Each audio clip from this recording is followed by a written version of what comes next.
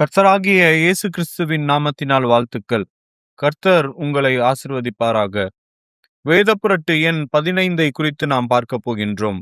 இந்த வேதப்புரட்டு இவ்வாறாக சொல்கின்றது: வார்த்தை நியாயப்பிரமாணத்தின் கீழாக தீர்க்கதரிசிகளிடம் வந்தது போல, வார்த்தை கிருபையின் கீழாக அப்போஸ்தலரிடம் வந்தது என்று இந்த வேதப்புரட்டு சொல்கிறது. ஆமோஸ் 3 அதிகாரம் 7 மற்றும் 8 கர்த்தராகிய ஆண்டவர் தீர்க்கதரிசிகளாகிய தம்முடைய ஊழியக்காரருக்கு தமது இரகசியத்தை வெளிப்படுத்தாமல் ஒரு காரியத்தையும் செய்யார். சிங்கம் கெர்ச்சிக்கிறது, யார் பயப்படாதிருப்பான்? கர்த்தராகிய ஆண்டவர் பேசுகிறார், யார் தீர்க்க தரிசனம் சொல்லாதிருப்பான்?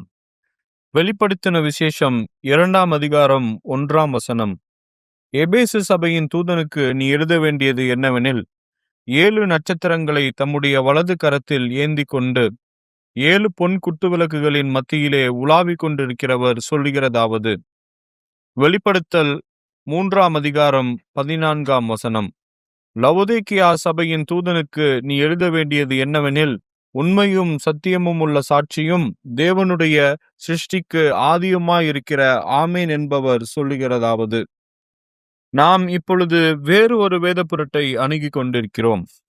மேலும் இது ஒரு சிக்கலான ஒன்று, மிகவும் சிக்கலான ஒரு வேதப்புரட்டு. ஆகவே இந்த வேதப்புரட்டு அநேக ஆயிரம் மக்களை கட்டி போட்டிருக்கிறது என்று நான் விசுவாசிக்கிறேன். இது சொல்கிறது, நான் மேற்கோளிடுகிறேன்: வார்த்தை நியாயப்பிரமாணத்தின் கீழாக தீர்க்கதரிசிகளிடம் வந்தது போல, வார்த்தை கிருபையின் கீழாக அப்போஸ்தலர்களுக்கு வந்தது என்று இந்த வேதப்புரட்டு சொல்கின்றது. தீர்க்க தரிசன வெளிப்பாடு வார்த்தையை உரைத்தல் என்று தலைப்பிடப்பட்ட ஒரு புத்தகம் சிங்கப்பூரிலிருந்து அரிசோனா வழியாக வந்தது. ஆமோஸ் 3 அதிகாரம் 7 பழைய ஏற்பாட்டுக்கு மாத்திரமே பொருந்துகிறது என்று இந்த வேதப்புரட்டு கூறுகிறது. அங்கே ஒரு குறிப்பிட்ட காலத்துக்கு அல்லது சந்ததிக்கு வெளிப்பாட்டை கொண்டு வருவதற்கு தேவன் ஒரு தீர்க்கதரிசியை பயன்படுத்தினார். ஆமோஸ் 3 அதிகாரம் 7 பழைய ஏற்பாட்டுக்கு மாத்திரமே பொருந்துகிறது. அங்கே ஒரு தீர்க்கதரிசி அந்த காலத்துக்கான வெளிப்பாட்டை பெற்றுக்கொண்டார். அது பழைய ஏற்பாட்டிற்கு மாத்திரமே பொருந்துகிறது, புதிய ஏற்பாட்டுக்கு அல்ல என்று இந்த வேதப்புரட்டு கூறுகிறது. புதிய ஏற்பாட்டிற்கான முறை என்பது சபைக்கான வார்த்தை ஒரு கூட்டம் அப்போஸ்தலர்களால் கொண்டு வரப்படுகிறது. பழைய ஏற்பாட்டு முறையாகிய ஆமோஸ் 3 அதிகாரம் 7 படி அல்ல என்று அது கூறுகிறது. புதிய ஏற்பாட்டு அப்போஸ்தல காலத்திற்கான வெளிப்பாடு சபைக்கு ஒட்டுமொத்தமாக மற்றும் படிப்படியாக ஒரு குறிப்பிட்ட காலகட்டத்தில் சில அப்போஸ்தலர்களை கொண்டு வரப்பட்டது என்று கூறுகிறது. இதற்கு சான்றாக புதிய ஏற்பாட்டில் 26 நிருபங்கள் பல்வேறு அப்போஸ்தலர்களால் எழுதப்பட்டதை காணலாம். இந்த புதிய ஒழுங்கின் விளைவாக வரம் பெற்ற அப்போஸ்தலர்கள் இந்த மணி நேரத்தின் செய்தியோடு கூட ஏதாவது காரியத்தை சேர்க்க முடியும். அவர்களால் சகோதரன் பிரணாமின் செய்தியோடு மல்கியா 4:5-6, வெளிப்படுத்தல் 3:14 அவர்கள் இந்த செய்தியோடு எதையாவது சேர்க்க முடியும். அவர்களால் தேவனுடைய எழுதப்பட்ட வார்த்தையோடும் எதையாகிலும் சேர்க்க முடியும். ஏனென்றால் தேவனுடைய உரைக்கப்பட்ட வார்த்தை என்பது வெறும் எழுத்து. ஆனால் தேவனிடத்திலிருந்து வருகிற வெளிப்பாடு என்பது ஆவியினால் வருகிறது. அது ரூபம் எடுத்து தற்பொழுது பூமியின் மேல் நின்று கொண்டிருக்கின்ற லோகாஸ் கிறிஸ்துவினிடமிருந்து நேரடியாக வருகிறது. ஆகவே ஒரு தீர்க்கதரிசி என்று மாத்திரமே அழைக்கப்பட்ட அப்போஸ்தலர் பிரணாமால் வெளிப்படுத்தப்படாத 7 இடிகள் 7 அப்போஸ்தலர்களால் வெளிப்படுத்தப்பட வேண்டும். இந்த வேதப்புரட்டுக்கள் எல்லாம் ஒன்றில்தான் மாட்டப்பட்டிருக்கின்றன. அதனால்தான் சிக்கலான வேதப்புரட்டு என்கின்ற வார்த்தையை நான் உபயோகித்தேன். இந்த வேதப்புரட்டில் ஒரு சிறு மதிப்பீட்டிற்கான அந்த வேதப்புரட்டை அதன் முகத்தை நோக்கி நாம் சற்று பார்க்கலாம். அது எதை சாதிக்க முயற்சிக்கிறது? அது எதை கொண்டு வருவதற்கு முயற்சிக்கிறது? இந்த வேதப்புரட்டு மற்றும் இந்த வேதப்புரட்டை பிரசங்கிக்கின்ற இந்த வேதப்புரட்டர்களின் எண்ணங்களும் நோக்கங்களும் என்னவாயிருக்கிறது? அது ஒரு சிக்கலான வேதப்புரட்டு, வஞ்சனையானது. அது ஆமோஸ் 3 அதிகாரம் 7 தவறாக வியாக்கியானிப்பதில் தன்னுடைய வேர்களை பாய்ச்சி தன்னுடைய அஸ்திபாரத்தை போட்டிருக்கிறது. இந்த வேதப்புரட்டு ஒரு புதிய ஏற்பாட்டின் முறைமையை நமக்கு அளிக்கிறது. மேலும் தேவன் தம்முடைய சபைக்கு ஆவிக்குரிய வெளிப்பாட்டை கொண்டு வருவதற்காக புதிய ஏற்பாட்டின் முறையை அளிப்பதற்கு இந்த வேதப்புரட்டு தேவனுடைய பழைய ஏற்பாட்டின் முறைமையாகிய ஆமோஸ் 3:7 செல்லாததாக்குகிறது. இந்த வேதப்புரட்டு செழிக்கவும் தேவனுடைய ஜனங்கள் மத்தியில் செய்தி விசுவாசிகள் மத்தியிலும் எவ்விதத்தாகிலும் முன்னேற வேண்டுமென்றால் அதற்கு ஒரே வழி முதலாவது ஆமோஸ் 3:7 அளிப்பதுதான். ஆகவே ஆமோஸ் 3:7 தவறான வியாக்கியானம்தான் இந்த வேதப்புரட்டின் அஸ்திபாரமாகவும் வேறாகவும் இருக்கிறது. இந்த வேதப்புரட்டினால் கட்டப்பட்டிருக்கின்ற யாராக இருந்தாலும் தங்கள் விடுதலையை பெற்றுக்கொள்வதற்கு அவர்கள் வேதத்தின் எளிமைக்கும் செய்தியின் எளிமைக்கும் ஆமோஸ் 3:7 புரிந்து கொள்ளுதலின் எளிமைக்கும் திரும்பி செல்ல வேண்டும். இங்கே இருக்கிற இந்த வேதப்புரட்டு புதிய ஏற்பாட்டு காலத்திற்கான வெளிப்பாடு. ஒரு கூட்டம் அப்போஸ்தலர்களுக்கு வருகிறது என்று சொல்லி அதற்கு ஆதாரமாக 26 நிருபங்களை காட்டும் பொழுது அது பார்ப்பதற்கு மிகவும் ஏற்புடையதாக காணப்படுகிறது. மேலும் புதிய ஏற்பாட்டு அமைப்பில் எந்த ஒரு தீர்க்கதரிசியும் இருந்ததில்லை என்றும் தேவன் எந்த ஒரு அப்போஸ்தலனையும் தீர்க்கதரிசி என்று அழைத்ததில்லை என்றும் இந்த வேதப்புரட்டு கூறுகிறது. ஆகவே இந்த வேதப்புரட்டு தேவன் ஒரு காலத்துக்கான வெளிப்பாட்டை கொண்டு வருவதற்கு தம்முடைய தீர்க்கதரிசி மூலமாக தான் கொண்டு வருகிறார் என்கின்ற வேத வசன அடிப்படை முறைமையாகிய அஸ்திபாரத்தையே தாக்குகிறதா இருக்கிறது. ஆமோஸ் 3:7 படி ஒரு காலத்துக்கான வெளிப்பாட்டை தேவன் தீர்க்கதரிசி மூலமாக கொண்டு வந்தார் என்கின்ற அந்த முறை முடிந்து போய்விட்டது என்று இந்த வேதப்புரட்டு கூறுகிறது. மேலும் புதிய ஏற்பாட்டு காலத்திற்கு வெளிப்பாடுகளை ஒட்டுமொத்தமாகவும் படிப்படியாகவும் கொண்டு வருவதற்கு தேவன் ஒரு கூட்டம் அப்போஸ்தலர்களை உபயோகித்தார் என்று கூறுகிறது. அதாவது புதிய ஏற்பாட்டு காலத்திற்கு வெளிப்பாடானது தனிப்பட்ட ஒரு மனிதனுக்கு வரவில்லை, ஆனால் ஒட்டுமொத்தமாக ஒரு குறிப்பிட்ட காலகட்டத்திற்கு வெவ்வேறு அப்போஸ்தலர்களுக்கு வெளிப்பாடுகள் பங்கு பங்காக பிரிந்து கொடுக்கப்பட்டு அவை எல்லாவற்றையும் கூட்டி சேர்த்து 26 நிருபங்களாக ஆக்கும் பொழுது அது ஒரு முழுமையான வெளிப்பாட்டை கொடுக்கிறது என்று இந்த வேதப்புரட்டு கூறுகிறது. இந்த வேதப்புரட்டை நான் மறுக்கிறேன். இந்த வேதப்புரட்டை நாங்கள் மறுக்கிறோம். நாங்கள் இந்த வேதப்புரட்டை மறுக்கிறோம் என்று எத்தனை பேர் சொல்கிறீர்கள்? சபையார் ஆமேன் என்கின்றனர். இந்த வேதப்புரட்டிற்கு சான்றாக சொல்லப்பட்ட புதிய ஏற்பாட்டின் எழுதப்பட்ட 26 நிருபங்கள் அவையெல்லாம் அப்போஸ்தலர்களை கொண்டு எழுதப்பட்டன. இப்பொழுது அது மிகவும் கொடூரமானது, மிகவும் வஞ்சனையுள்ளதுமாயிருக்கிறது. நான் என்னுடைய நேரத்தை எடுத்துக்கொண்டு இந்த சாத்தானின் வேதப்புரட்டை ஒரு கை பார்க்க வேண்டும். இது ஏதோ தலைமேல் ஒரு தட்டு தட்டுவதற்கு சாதாரணமான காரியம் அல்ல. ஆயிரக்கணக்கான மக்கள் தங்கள் ஆத்துமாக்களை இந்த வேதப்புரட்டின் மேல் சார்ந்து கொண்டிருக்க செய்திருக்கிறார்கள். சகோதர சகோதரிகளே, இந்த வேதப்புரட்டு எல்லா வேதப்புரட்டுகளுக்கும் எஜமானாயிருக்கிறது. ஏனென்றால் இது வேதாகமத்தின் அஸ்திபாரத்தையே தாக்குகிறது. இது தேவன் புதிய ஏற்பாட்டில் அனுப்பின ஒவ்வொரு செய்தியையும் அதன் அஸ்திபாரத்தையும் தாக்குகிறது. இது தானாகவே வில்லியம் பிரெனாமின் செய்தியை தாக்குகிறது. அது மானுட வர்க்கத்துக்கு வெளிப்பாட்டை கொண்டு வருவதற்கான தேவனுடைய மாறாத அமைப்பையும் முறைமையையும் தாக்குகிறது. இந்த வேதப்புரட்டு வில்லியம் பிரெனாமினால் கொண்டு வரப்பட்ட இந்த மணி நேரத்திற்கான செய்தியை அப்பட்டமாகவும் தந்திரமாகவும் தாக்குகிறது. இது தன்னை தீர்க்கதரிசி என்று உரிமை கோரிக்கொண்ட வில்லியம் பிரெனாமையும் அவருடைய உரிமை கோரலையும் தாக்குகிறது. இந்த வேதப்புரட்டு மல்கியா 4:5-6 தாக்குகிறது. அங்கே இதோ எலியா தீர்க்கதரிசியை நான் உங்களிடத்திற்கு அனுப்புவேன் என்று அந்த வசனம் கூறுகிறது. இது வெளிப்படுத்தல் 3:14 தாக்குகிறது. அது லவோதிக்கேயா சபையின் தூதனுக்கு நீ எழுத வேண்டியது என்று கூறுகிறது. அது வெளிப்படுத்தல் 10:7 தாக்குகிறது. அது ஆனாலும் தேவன் தம்முடைய ஊழியக்காரராகிய தீர்க்கதரிசிகளுக்கு சுவிசேஷமாய் அறிவித்தபடி 7ஆம் தூதனுடைய சத்தத்தின் நாட்களிலே அவன் எக்காலம் ஊதப்போகிற போது தேவ ரகசியம் நிறைவேறும் என்று கூறுகிறது. அது ஆமோஸ் 3 அதிகாரம் 7 தாக்குகிறது. மேலும் வேதத்தின் அஸ்திபாரமும் செய்தியின் அஸ்திபாரமும் வில்லியம் பிரண்ணாம் தம்முடைய செய்திகளை நிலைநாட்டின அஸ்திபாரமாகிய ஆமோஸ் 3:7 செல்லாததாக்குகிறது. இந்த வேத புரட்டர்களும் முழு சபையின் அஸ்திவாரத்தை ஒன்றுமில்லாமல் ஆக்க முயற்சி செய்கின்றனர். கர்த்தராகிய ஆண்டவர் தீர்க்கதரிசிகளாகிய தம்முடைய ஊழியக்காரருக்கு தமது இரகசியத்தை வெளிப்படுத்தாமல் ஒரு காரியத்தையும் செய்யார். ஆமோஸ் 3 அதிகாரம் 7 என்பது தேவனுடைய முறைமையாயிருக்கிறது என்பதை நாம் இங்கே தெளிவாக குறிப்பிடுகிறோம். பழைய ஏற்பாட்டுக்கும் புதிய ஏற்பாட்டுக்குமான தேவனுடைய நிலைநாட்டப்பட்ட திட்டம் இதுதான் என்பதை நான் இங்கே திட்டவட்டமாக குறிப்பிடுகிறேன்.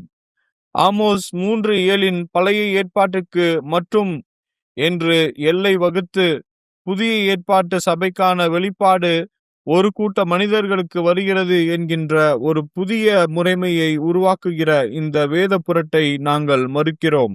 எந்த ஒரு சந்தேகத்தின் நிழலுக்கும் இடமின்றி செய்தியாளன் வில்லியம் பிரண்ணாம் தாமே தம்முடைய செய்தியை ஆமோஸ் 3:7, மல்கியா 4:5-6 மற்றும் வெளிப்படுத்தல் 3:14 மற்றும் வெளிப்படுத்தல் 10:7 அடிப்படையில் மிக தெளிவாக ஸ்தாபித்தார். என்னால் இங்கே உங்களுக்கு மேற்கோள்களை கொண்டு வர முடியும். ஆனால் நான் குறிப்பிட்ட அந்த கூற்றை ஆதரிக்கும்படியான மேற்கோள்கள் எண்ணில் அடங்காதவைகளாக இருக்கின்றன.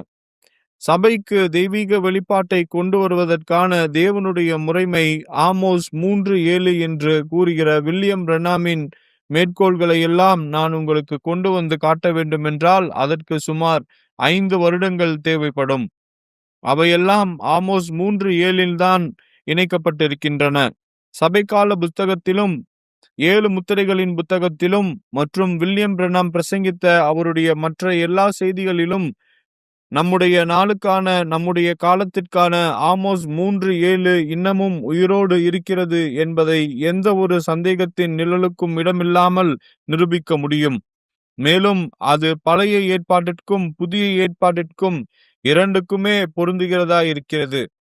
ஆகவே அந்த மேற்கோள்களை எல்லாம் கொண்டு வருவதற்காக நான் என்னுடைய நேரத்தையும் என்னுடைய மூச்சையும் வீணாக்கப் போவதில்லை. ஏனெனில் 1100 ஒளிநாடாக்களையும் கேட்ட பிறகும் ஒரு காலத்துக்கான செய்தியை கொண்டு வருவதற்கு ஒரு மனிதன்தான் தேவை என்று நிரூபிக்கிற ஆமோஸ் 3:7 மற்றும் அதை ஆதரிக்கிற பல்வேறு வேத வாக்கியங்களையும் ஒரு மனிதன் மறுதலிக்கிறான் என்றால் அவனிடம் ஏதோ ஒரு தவறு இருக்கிறது. அவன் தன் பிதாவாகிய லூசிபரை போல குறிக்கோள் கொண்டவனாக இருக்க வேண்டும். இந்த காரியத்தில் மிகவும் அதிகமாக குறிக்கோள் உள்ளடங்கியிருக்கிறது. மேலும் அந்த ஆவியை வேதாகமத்தில் இருந்து அதன் குறிக்கோளோடும் கூட நாம் அடையாளம் காணப்போகிறோம். ஆமோஸ் 3 அதிகாரம் 7 என்பது தேவனுடைய முறைமை, அவருடைய நிலைநாட்டப்பட்ட முறைமை. பழைய ஏற்பாட்டுக்கும் புதிய ஏற்பாட்டுக்குமான அவருடைய ஸ்தாபிக்கப்பட்ட அமைப்பு என்பதை நான் இங்கே திட்டவட்டமாக குறிப்பிடுகிறேன். இதை செய்தியாளனே தம்முடைய செய்திகளில் மிகவும் தெளிவாக ஸ்தாபித்திருக்கிறார். அதுதான் முழு வேதாகமத்தின் அஸ்திபாரமும் அவருடைய அனைத்து செய்திகளின் அஸ்திபாரவுமாய் இருக்கிறது. நான் செய்தியாளனை சுருக்கமாக குறிப்பிடுகிறேன். செய்தியாளன் நான் குறிப்பிடுகிற அதே காரியத்தை 1000 தடவை சொல்வார் என்றால் அவர் என்ன சொல்கிறார் என்பதை நான் ஒரு விசை குறிப்பிடுவேன். ஆனால் அதே காரியத்தை சொல்லுகிற மற்ற 999 மேற்கோள்கள் அங்கே இருக்கின்றன. நான் அந்த 999 மேற்கோள்களையும் உங்களுக்கு சுட்டிக்காட்டுவேன். ஆனால் நீங்கள் ஒரு விசுவாசியாக பிறந்திருப்பீர்கள் என்றால், என்னுடைய சகோதரனே, சகோதரியே, நான் கொடுக்கிற அந்த ஒரே மேற்கோள் உனக்கு போதுமானதாய் இருக்கும். ஆனால் நீ ஒரு அவிசுவாசியாக பிறந்திருப்பாய் என்றால் 1000 மேற்கோள்களை நான் உனக்கு சுட்டி காட்டினாலும் நீ இன்னுமாக அவிசுவாசியாக இருப்பாய். ஆகவே செய்திகளை ஆராய்ந்து பாருங்கள். அவைகளால் உங்களுக்கு நித்திய ஜீவன் உண்டென்று எண்ணுகிறீர்களே. தேவனுடைய முறைமையை குறித்து சாட்சி கொடுக்கிறவைகளும் அவைகளே என்று நான் உங்களுக்கு சொல்கிறேன். நான் வில்லியம் பிரண்ணாமை மேற்கோளிடுகிறேன். மேலும் தேவனுடைய முறைமையின் மேல் நான் இங்கே முக்கியத்துவம் கொடுக்கிறேன். தேவனுடைய முறைமையாகிய ஆமோஸ் 3:7 அது இன்னுமாக புதிய ஏற்பாட்டுக்கும் பொருந்தக்கூடியதாயிருக்கிறது. நம்முடைய நாளுக்கும் பொருந்தக்கூடியதாயிருக்கிறது. நம்முடைய காலத்துக்கும் பொருந்தக்கூடியதாயிருக்கிறது. எந்த ஒரு சந்தேகத்தின் நிழலுக்கும் இடமில்லாமல் வில்லியம் பிரென்னாமினால் சரிபார்க்கப்பட்டது. கடைசி காலகட்டத்தில்தான் இயேசுவின் அந்த 7 இடிகள் அங்கே வந்தன. வெளிப்படுத்தல் 10ஆம் அதிகாரம் 3 மற்றும் 4ஆம் வசனம் அந்த 7 இடிகளின் என்ன இருந்தன என்பது ஒருவருக்கும் தெரியாது. ஆனால் நாம் அதை அறிந்து கொள்ள வேண்டியது அவசியம். மேலும் அந்த வெளிப்பாட்டை பெறுவதற்கு ஒரு தீர்க்கதரிசி தேவைப்படுகிறது. 7 சபை காலங்களின் வியாக்கியானம் பக்கம் 324. இங்கே என்னுடைய முக்கியத்துவம் இடிகள் அல்ல, என்னுடைய முக்கியத்துவம் தேவனுடைய ஒழுங்காக இருக்கிறது. ஏனென்றால் வேத வசன வெளிப்பாடுகளை கொண்டு வருவதற்கு ஒரு தீர்க்கதரிசியை தவிர வேறு ஒரு வழி தேவனுக்கு இல்லை.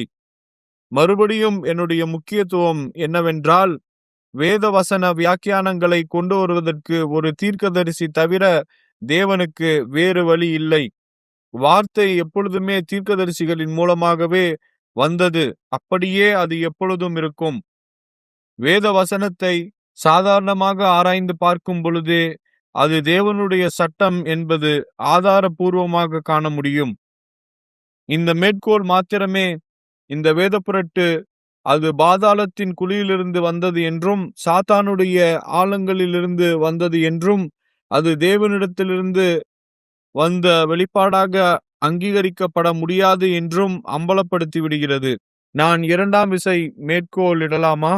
வேத வசன வெளிப்பாட்டை கொண்டு வருவதற்கு ஒரு தீர்க்கதரிசியின் மூலமே தவிர வேறு வழி தேவனுக்கு இராத காரணத்தினால் வார்த்தை எப்பொழுதுமே ஒரு தீர்க்கதரிசியின் மூலமாகவே வந்தது. அது அப்படியே எப்பொழுதும் வரும்.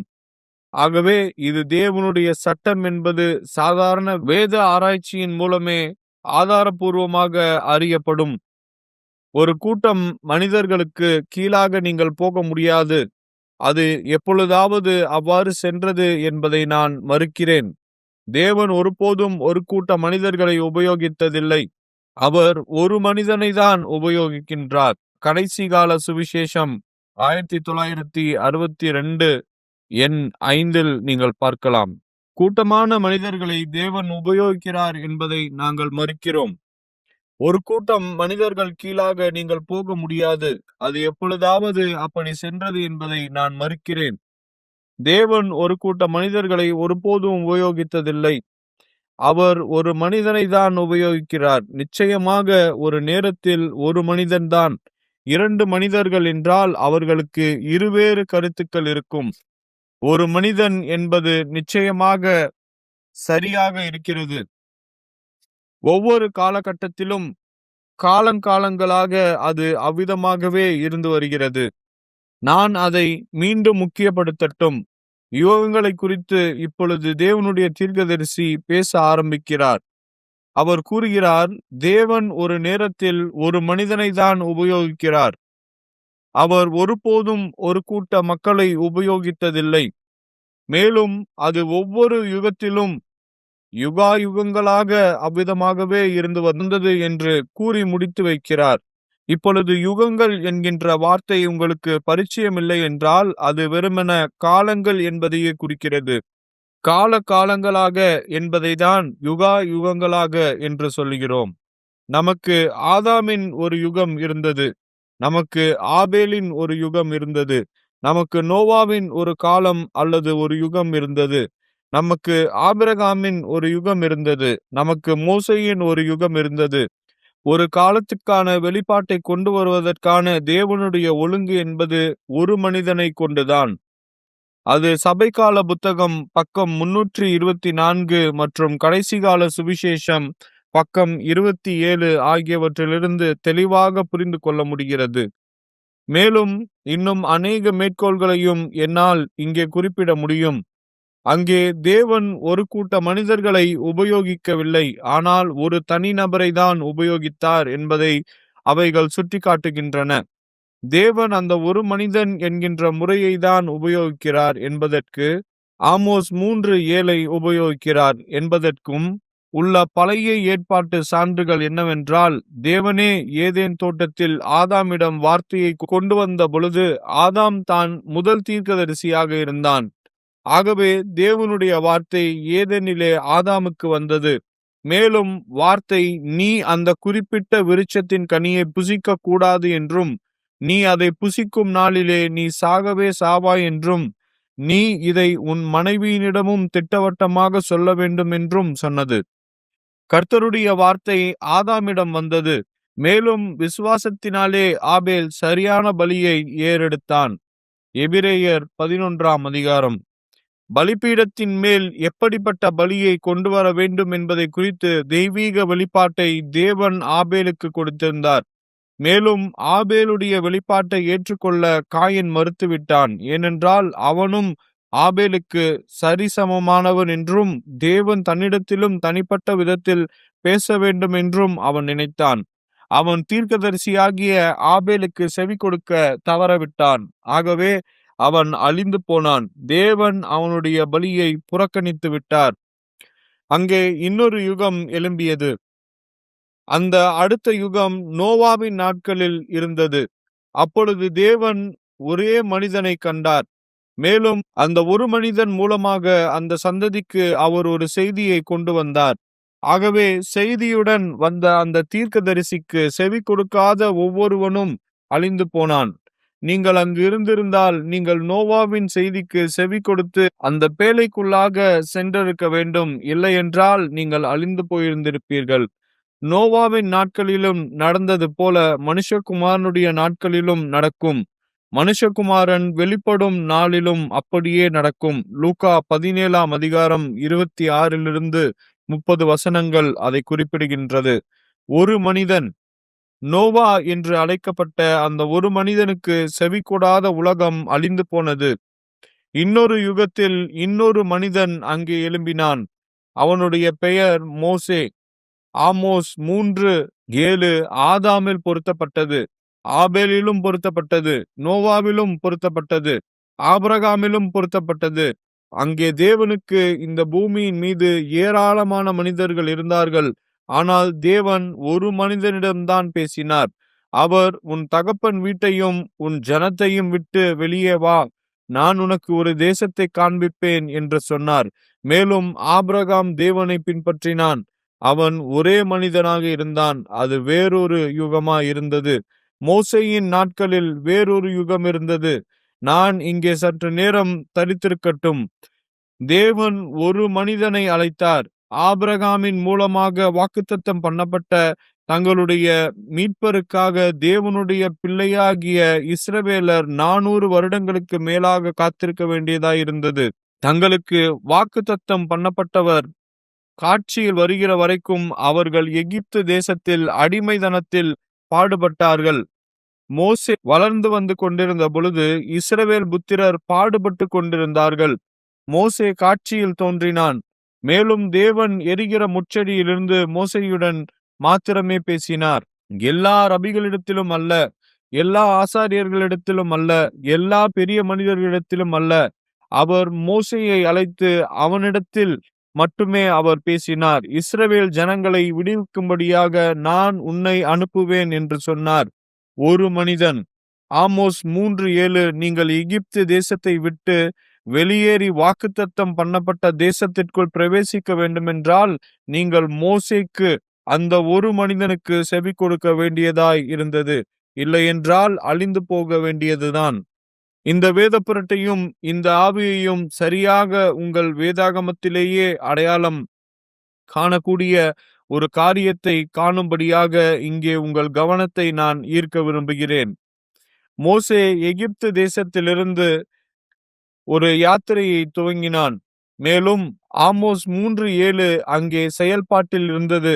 அங்கே தேவன் ஒரு மனிதனிடத்தில் பேசி 20 லட்சம் மனிதர்களை வாக்குத்தத்தம் பண்ணப்பட்ட தேசத்திற்குள்ளாக நடத்தி சென்று கொண்டிருந்தார். ஆனால் அங்கே குறிக்கோளுடைய ஆவிகள் எழும்பின. மேலும் இந்த வேத புரட்டை அங்கே எழுப்பின அந்த மனிதர்களோடு கூட நான் அடையாளம் காண விரும்புகிறேன். அவர்களுடைய வாதம் என்னவாயிருந்தது என்றால், என்னாகமம் 12ஆம் அதிகாரம் 2ஆம் வசனம் சொல்கின்றது, கர்த்தர் மோசேயை கொண்டு மாத்திரம் பேசினாரோ, எங்களைக் கொண்டும் அவர் பேசினதில்லையோ என்றார்கள். கர்த்தர் அதை கேட்டார். என்னாகமம் 16ஆம் அதிகாரம் 1-3 வசனங்கள். லேவிக்கு பிறந்த கோகாத்தின் குமாரனாகிய எத்சேயாரின் மகன் கோராகு என்பவன் ரூபன் வம்சத்தில் உள்ள எலியாபின் குமாரராகிய தாத்தானையும் அபிராமையும் பேலேத்தின் குமாரனாகிய ஓனையும் கூட்டிக்கொண்டு இஸ்ரவேல் புத்திரரின் சபைக்கு தலைவர்களும் சங்கத்துக்கு அழைக்கப்பட்டவர்களும் பிரபலமானவர்களும் ஆகிய 250 பேர்களோடும் கூட மோசேக்கு முன்பாக எழும்பி மோசேக்கும் ஆரோனுக்கும் விரோதமாக கூட்டம் கூடி அவர்களை நோக்கி, நீங்கள் மிஞ்சி போகிறீர்கள். சபையார் எல்லோரும் பரிசுத்தமானவர்கள். கர்த்தர் அவர்கள் நடுவில் இருக்கிறாரே. இப்படி இருக்க கர்த்தருடைய சபைக்கு மேலாக உங்களை ஏன் உயர்த்துகிறீர்கள் என்றார்கள். பாருங்கள், குறிக்கோள் கொண்ட ஆவிகள். அங்கேதான் இந்த வேத புரட்டு அடையாளம் காணப்படுகிறது. அக்னி ஸ்தம்பத்தோடு கூட வந்த இன்றைய மோசேயாகிய நம்முடைய வில்லியம் பிரென்னாமை போலவே அதே அளவிலும் அதே அடிப்படையிலும் தேவன் ஒரு கூட்ட மக்களையும் பயன்படுத்துகிறார் என்று சொல்ல விரும்புகின்ற இந்த ஆவி உங்களுடைய வேத வாக்கியங்களில் அடையாளம் காணப்பட்டு அதே ஆவியாக இருக்கின்றது. இது அன்றைக்கு அந்த அக்கினி ஸ்தம்பத்தை பின்தொடர்ந்து சென்ற சில நாட்களுக்கு பிறகு மோசேக்கு விரோதமாக எழும்பின அதே ஆவியாக இருக்கிறது. அது இந்த நவீன சந்ததியில் இந்த 21ஆம் நூற்றாண்டில் கொள்கைகளோடு எழும்பி தேவன் வில்லியம் பிரென்னாமை கொண்டு மாத்திரமே பேசினாரோ, அவர் வில்லியம் பிரென்னாமை கொண்டு மாத்திரம் பேசவில்லை, அவர் எங்களை கொண்டும் பேசுகிறார், ஒரு கூட்டம் அப்போஸ்தலர்களை கொண்டும் பேசுகிறார் என்று சொல்லுகிற அதே ஆவியாக இருக்கிறது. வேத புரட்டனே, நீ பொய் சொல்லுகிறாய். உனக்கும் உன்னுடைய 250 பிரபுக்களுக்கும் கோரா, அபிராம் மற்றும் தாத்தானுடைய ஆவி இருக்கிறது. அன்றைக்கு வனாந்திரத்தில் எழும்பின நபர்கள் மேல் இருந்த அதே ஆவிதான் இன்றைக்கு உன்மீதும் இருக்கிறது. தீர்க்க தரிசன, வெளிப்பாடு என்ற இது போன்ற புத்தகங்களை எழுதுகிறவர்கள் மேலும் இதே ஆவிதான் இருக்கிறது. செய்தியாளனுக்கு மேலாக தன்னை உயர்த்த விரும்புகிறவர்கள் மேலும் இதே ஆவிதான் இருக்கிறது. முழு வேதாகமத்தின் அஸ்திவாரத்தையும் தாக்க முயற்சிக்கிறவர்கள் மேலும் இதே ஆவிதான் இருக்கிறது. செய்தியின் அஸ்திவாரத்தையே தாக்க முயற்சிக்கிறவர்கள், அவர்கள் மேலும் இதே ஆவிதான் இருக்கிறது. ஆமோஸ் 3:7 செல்லாததாக்க முயற்சிக்கிறவர்கள் மேலும் இதே ஆவிதான் இருக்கிறது. ஆனால் ஆமோஸ் 3:7 தொடர்ந்து ஜீவித்துக் கொண்டிருக்கிறது. அது இன்றைய நாளுக்கானது. அது ஒவ்வொரு யுகத்துக்கானதுமாய் இருக்கிறது. நாங்கள் இந்த ஆவியை மோசேக்கு எதிர்த்து நின்ற எண்ணெயும் எம்மிரேயனுடைய ஆவியாய் இருக்கிறது என்று அடையாளம் காணுகிறோம். செய்தியோடு புதிய வெளிப்பாட்டை சேர்ப்பது அல்ல, புதிய வெளிச்சத்தை சேர்ப்பது மாத்திரம் இந்த ஆவியின் குறிக்கோள் இல்லை. இல்லை, அது மாத்திரமே இந்த ஆவியின் குறிக்கோள் இல்லை. இந்த ஆவி வனாந்திரத்தில் இருந்து மோசேக்கு எதிராக முரட்டாட்டம் பண்ணின அதே ஆவியைப் போலவே இருக்கிறது. அன்றைக்கு வனாந்திரத்தில் எழும்பின அந்த ஆவிகள் தாங்கள் புதிய வெளிச்சத்தை கொண்டு வருகிறோம் என்று மாத்திரம் சொல்லாமல் மோசேயின் செய்திக்கு முரண்படுகிறவர்களாகவும் இருந்தார்கள். மேலும் நான் இங்கே குறிப்பிடுகிறது என்னவென்றால், அந்த கள்ள தீர்க்கதரிசிகளும் குறிக்கோள் கொண்ட பிரசங்கிகளும் கொண்டு வந்த முரண்பட்ட கருத்து அந்த மணி நேரத்தின் வாக்குத்தத்தத்திற்கு எதிரானதாக இருந்தது. அந்த விதமாக தான் வேத புரட்டனை இன்றைக்கு நீங்கள் அடையாளம் காண வேண்டும். அந்த விதமாக தான் நீங்கள் கோராகையும் அபிராமையும் தாத்தானையும் மற்றும் 250 பிரபுக்களையும் நீங்கள் அடையாளம் காண வேண்டும்.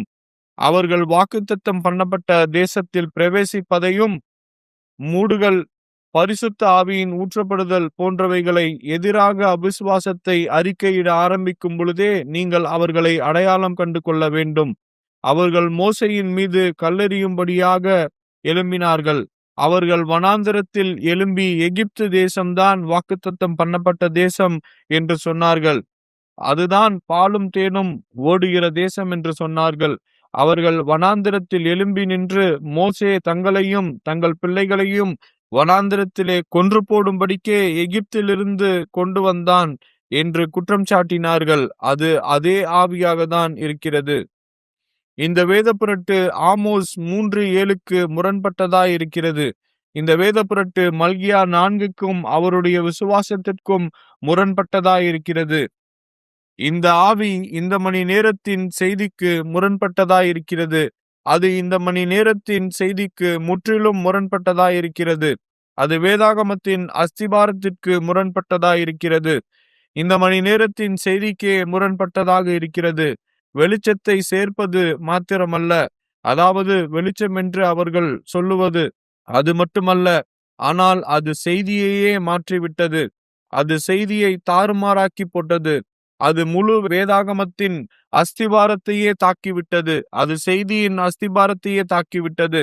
ஆமோஸ் 3:7 உபயோகப்படுத்தி தேவன் எப்பொழுதுமே ஒரு காலத்துக்கான, ஒரு யுகத்துக்கான வெளிப்பாட்டை ஜனங்களுக்கு கொண்டு வருவதற்கு ஒரு மனிதனை தான் பயன்படுத்தினார் என்று தன்னுடைய செய்தி முழுவதும் 1000க்கும் மேற்பட்ட தடவை கூறிய வில்லியம் பிரென்னாமின் உபதேசங்களுக்கே முரண்பட்டதாய் இருக்கிறது. ஆகையால் இந்த வேதப்புரட்டு நரகத்தின் படு பாதாளத்திலிருந்து வருகிறது. இதை பறைசாற்றுகிறவர்கள் வேத புரட்டர்களாகவும் கள்ள தீர்க்கதரிசிகளாகவும் நவீன காலத்து கோராகும் அபிராம் மற்றும் தாத்தானாகவும் செய்திக்குள்ளாக பக்க வழியாக நுழைந்த கள்ள அப்போஸ்தலர்களாகவும் இருக்கிறார்கள். மேலும் இந்த உபதேசத்திலிருந்து அவர்கள் மனம் திரும்ப முடியாவிட்டால் அவர்களுடைய பிதா யார் என்பதை அது நிரூபிக்கிறது. ஏனென்றால் அவர்கள் சத்தியத்தின் நிலை நிற்கவில்லை. மேலும் ஒரு மனிதன் சத்தியத்தை விட்டோ இந்த மணி நேரத்தின் செய்தியை விட்டோ விலகி செல்லும் பொழுது நீங்கள் அவனை திருத்த முயன்று அதற்கு அவன் மனம் திரும்ப மறுப்பான் என்றால் அவன் தன்னுடைய பிதாவின் கிரியைகளை செய்கிறான் என்பதை அது காட்டுகிறது. மேலும் தேவனுடைய வார்த்தையை புரட்டுவதே பிசாசினுடைய கிரியைகளாய் இருக்கிறது. அவர்களால் தேவனுடைய வார்த்தையில் தொடர்ந்து நிலைநிற்க முடியாது.